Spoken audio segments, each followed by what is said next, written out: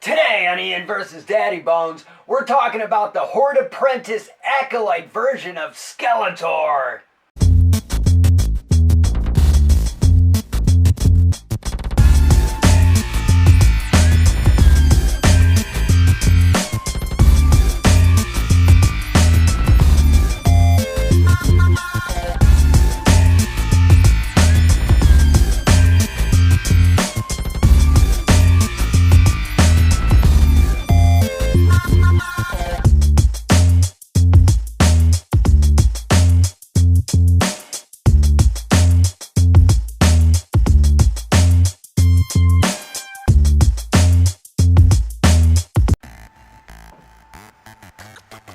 Welcome back! It's another exciting episode of Ian vs. Daddybones. I am Ian Daddybones. I'd like to welcome everybody to the show. If you're watching on YouTube and Facebook right now, hey everybody, what's going on? As always, I got a special high five and enough dap to all my Patreon and Facebook subscribers, throwing me some chips, $2 to $3 a month, subscribing and getting access to bonus content available on the Facebook and the Patreon. Facebook, you get all the current shit. Patreon, you get the entire archive going back 2 years from when I started Ian vs. Daddybones. And at the end of the month, we are officially rolling into my third year doing Ian vs. Daddybones. And I got so much shit on deck and planned for the future of the show. I ain't going nowhere, and I am definitely not pulling a plug on this motherfucker. I had a lot of people thinking I was going to be calling it quits on the show. Joke's on y'all. Ain't gonna fucking happen. I just had a shitty September since my dog died, but here I am, banging out some content, and today on the show, we're gonna be opening up and talking about the Apprentice Acolyte version of Skeletor when he served under his master Horde.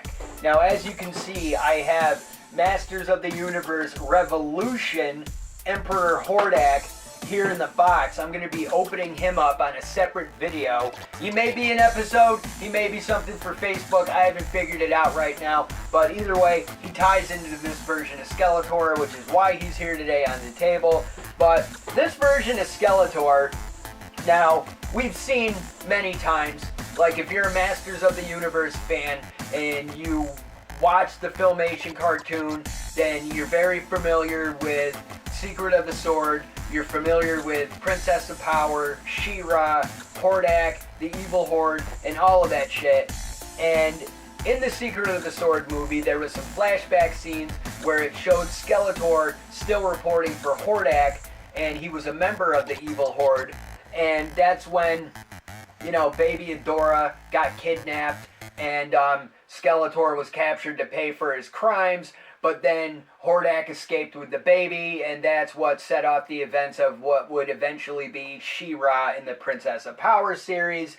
But over the years, through different forms of media, you know, they've looked back on not just the Horde Apprentice version of Skeletor, but with the way the canons evolved over the years, and basically in the 80s where Keldor was something they were trying to get to but never fully got there because the brand got canceled by Mattel, through the 2000X line and the Classics line, we were able to not only get a Keldor figure, but there was backstory information basically explaining who Keldor was, how he was Randor's older half-brother, and technically the true heir to the throne. If you really want to break it down and be political about it, technically Keldor should be the king of Eternos right now.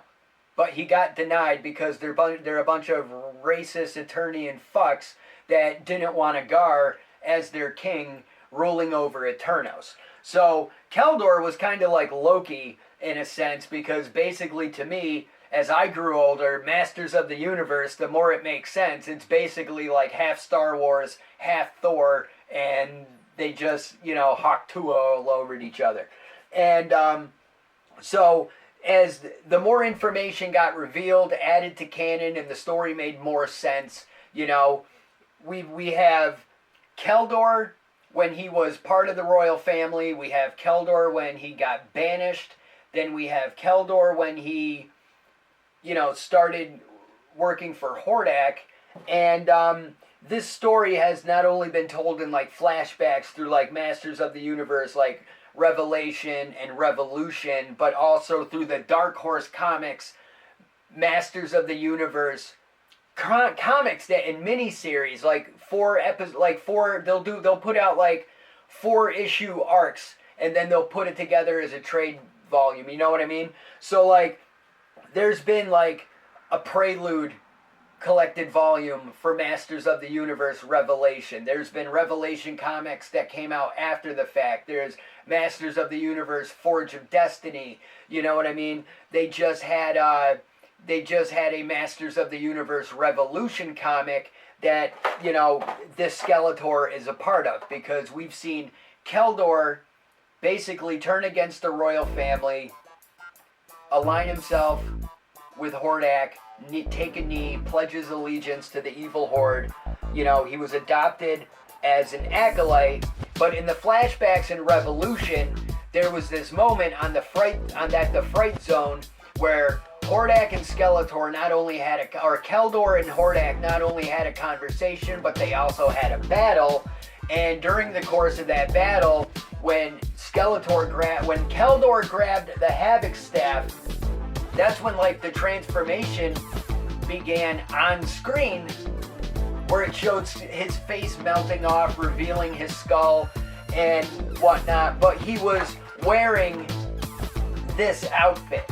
So Keldor was wearing this Skeletor outfit with the red on the boots and the Hordak bat. So like, he wasn't the typical normal, purple and blue Skeletor. This is a black, red, and bluish purple Skeletor. Now, I'm trying to get these plastic bits off. But the thing is, like, the Revolution, like, backstory doesn't exactly line up with other explanations that we've gotten. Like, for example, through the Dark Horse comics, like, there was, in the Revelation series, I believe, there was a backstory that was basically kind of an origin tale for Evil Lyn, showing how, like, Evil Lyn had, like, these, like, abusive, like, foster parents who were, like, thieves, and they were, like, cannibalistic, and, were gonna eat her and whatnot, but she wound up getting saved by Skeletor. But it was one of those type of things where, it was kind of like a black and white comic, but only certain elements were in color. So when you saw Skeletor and shit, like, he was wearing this outfit. So he looked like this already when he met Evil Lyn. And, but to a degree, I don't know what's canon and what's comic book canon. I mean, granted, if it's a Dark Horse comic that has the Masters of the Universe Revolution and Revelation logos, plus it has the logo as seen on Netflix, then I'm considering it part of the same universe and canon. I just don't know. I mean, I know the answer as to why we got, Skeletor meeting Evil Lyn, because that was part of the Revelation 4-issue story arc. You know what I mean? But then later, they finally released Revelation. Then we had that gap where we were waiting for Revolution to get announced, and then Revolution came out, and now we're at the point to where we're post-Revolution. We're waiting to see what's happening next. But this comic book series that I just got done reading basically not only confirms that there's going to be a third part of this animated Netflix Masters of the Universe series, and based on what I'm hearing, well, not based on what I'm hearing, based on what I read, I'm going to be predicting that part 3 of this Netflix Masters of the Universe series is going to be called Masters of the Universe Aftermath. Because that does get mentioned in one of the issues, but overall it's a it's a friggin' backstory tale on Skeletor, you know, and as well as Hordak being in charge of the evil Horde. Like, I'm not going to go and totally spoil the comic because it's totally worth the read. I mean, if you get your comics digitally, you should be able to get, like, I don't use Apple, so I don't know what, like, the Apple store is like as far as, like, Apple Books. I don't even know if they call it that, but I know on Google Play and Android, it's Google Books, so I get my comics through Google Books, and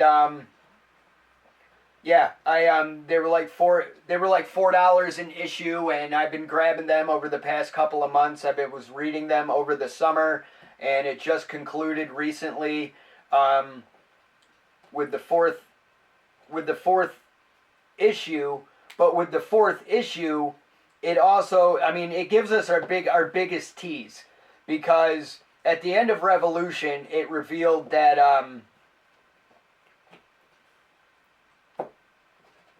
Hordak has another apprentice, and we haven't met them yet. But the apprentice that we're about to meet, and the apprentice that they do reveal in the comic book, which I can go ahead and spoil because it's not really ruining anything. It's actually confirming something that people were hoping for. But basically, we're going to get Despara in the next chapter of Masters of the Universe. So that's why I feel Aftermath would be a good title of it, because you think he took down Hordak and everything. Well, you have no idea what's in store once the Aftermath begins. But basically, what it is back in the day when we got introduced to She-Ra for the first time with the Secret of the Sword, you know, She-Ra technically was a bad guy at first because she was Force Captain Adora of the evil Horde. That's a badass fucking Skeletor. There, I'll have him standing up there. That's a badass fucking Skeletor.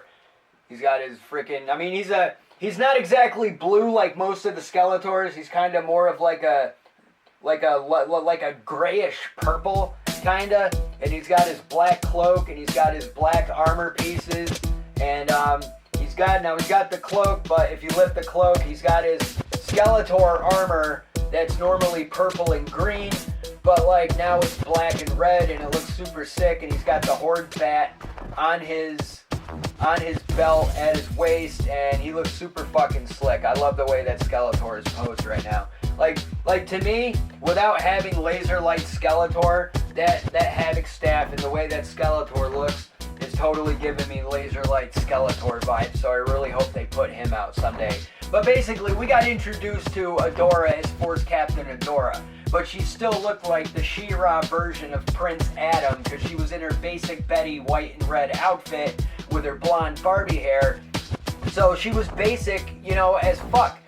But, you know, she had like, she was evil only because she told you she was evil and talked like a bitch. She didn't look evil. There was nothing sinister looking about her.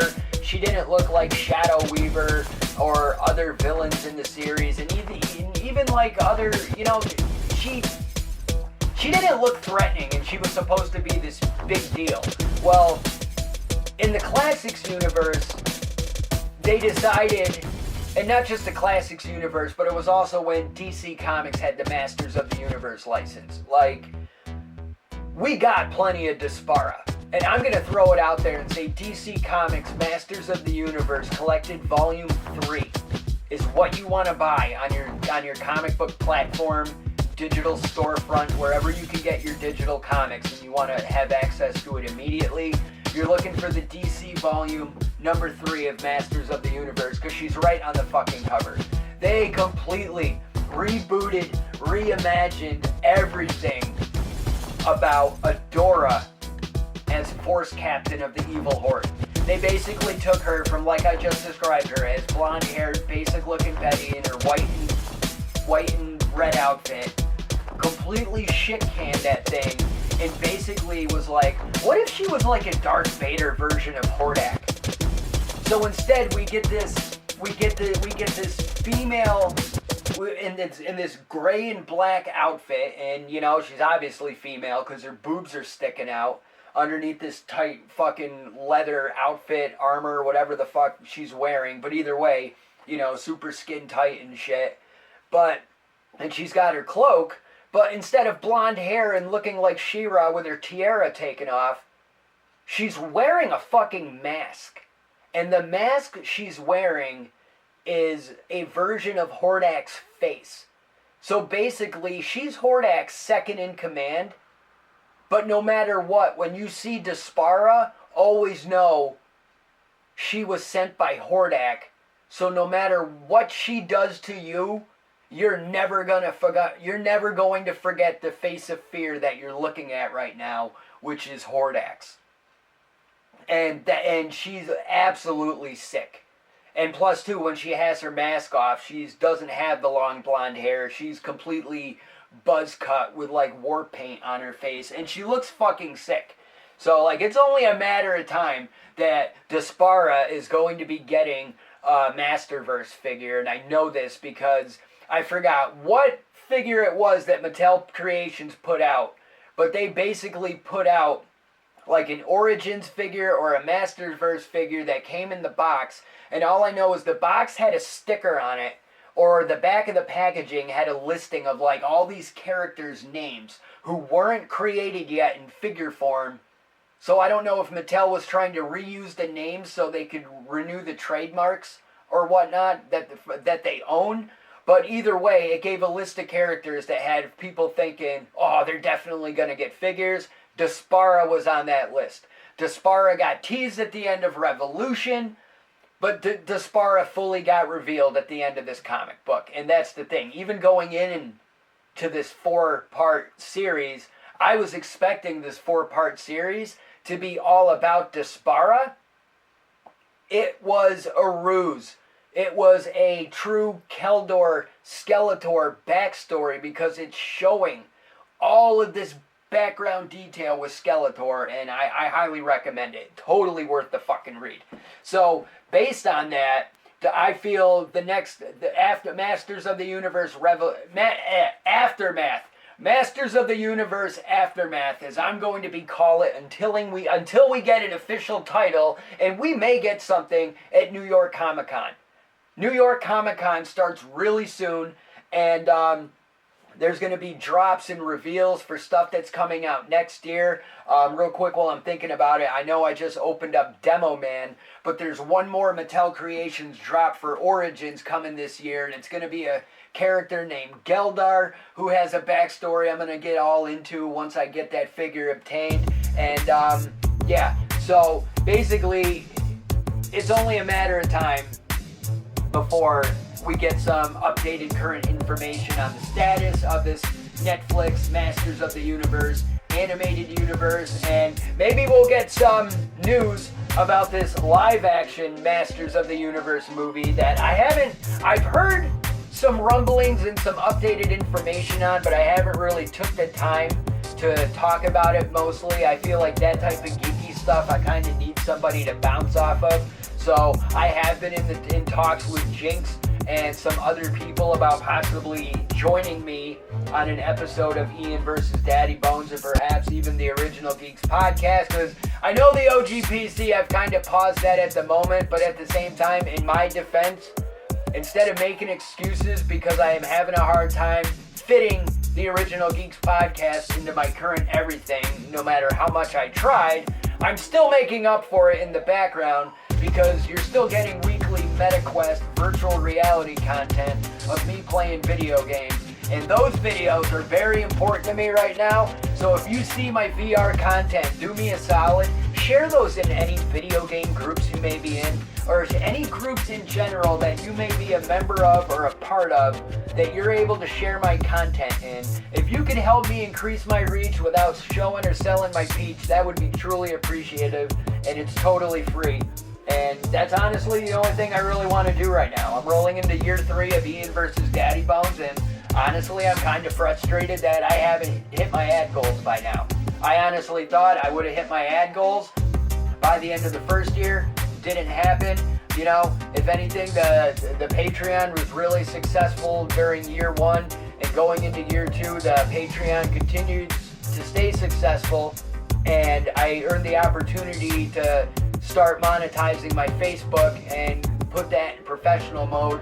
But right now, I pretty much have all my green check marks down the list of what I need to do in order to unlock ads, except I need like a total of like 60,000 minutes of my content being viewed within a 30-day period.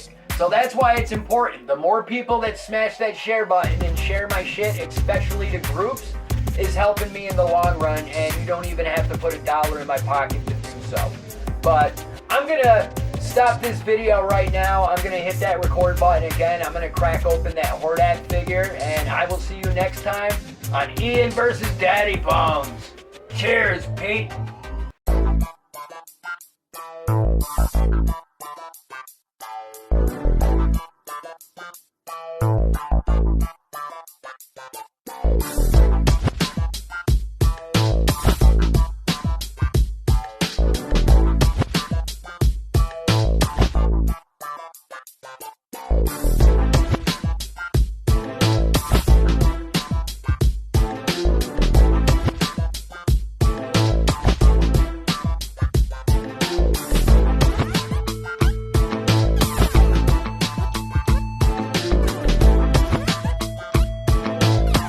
Fuck Ian Daddybones. Fuck Twin Widow, whatever the hell it is. No one gives a shit about you, Ian. Everyone hates you. Fuck off. Oh my god, I'm so excited. Having a banger and you're all invited. Share with friends and I'll see you later. Bring everyone, invite my haters. Throw your hands in the fucking air. Let's push a cripple down a flight of stairs. Got new shit right for your ears. My Hadouken is downright fierce. Rock out with my cock out. Jump around, I got your shout outs. I'm Daddybones, no need to panic. Talking riddles like a schizophrenic. 24/7, I got the party. Roofie roos and whoop-de-doos. Retarded fools with attitudes. Bro, everything's mixed with Bacardi. Glow stick black like tons of bubbles. Titties on bitches, nothing but trouble. Got my pills, ain't no quitter. Pop that shit, here comes my glitter. Not a dancer, I got no skills. Bobbing my head and standing still. Tons of bitches, ravers, goths. Down the fucking get your salad tossed. It's the greatest thing that you ever saw. Put your hands in the air for a party rock. Oh my god, I'm so excited. Having a bang and you're all invited. Kids posing, muscles flexing, trains dressed like a favorite X-Men. If there's one thing that drives me crazy, you give high fives but you fucking hate me. Might have rabies, might have herpes. Breastfeed me and you'll have to burp me. I'll be up on stage, throwing out beads, grabbing my dick and spraying my seed all over your face. That's fucking rude. Raise it up and show your boobs. Dance around and go friggin' nuts. Just b-boy stance and light your blunts. Don't be a cunt. Tuck your chain, don't start no shit. Use your brain, it's all a game. Let's play some Yahtzee, eat Tide Pods and punch a Nazi. Not a dancer, I got no skills. Bobbing my head and standing still. Tons of bitches, ravers, goths. Down the fuck and get your salad tossed. It's the greatest thing that you ever saw. Put your hands in the air for a party rock. Oh my god, I'm so excited.